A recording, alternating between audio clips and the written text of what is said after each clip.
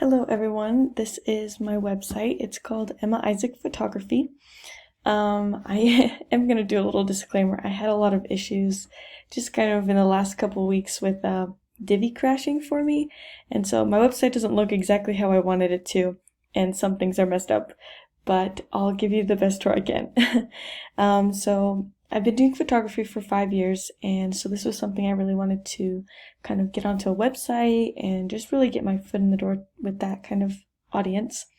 And so this is kind of the homepage, what it looks like. And I really wanted people to just kind of understand that my main message with my photography is just helping them capture the moments in their life and the things that are special to them, because that's special to me.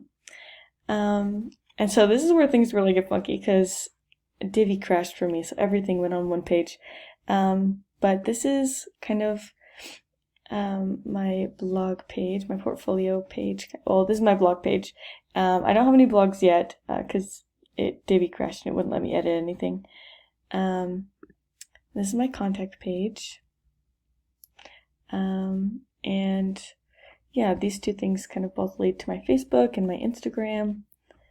And somewhere hidden on my homepage is my portfolio. So this is just kind of 3 examples of my photography, and I think it would be really great once I kind of get things fixed and started again to be able to add more of my photography and really just kind of help people understand kind of what I do and just have a place to view their images from our like websites and our photo shoots, things like that.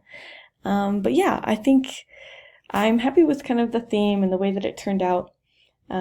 But I would love for my Divi to have not crashed.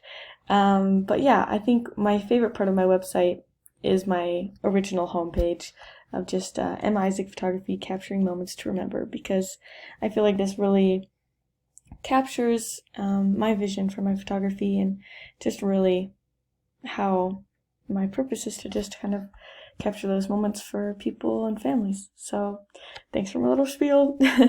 Good luck, everyone.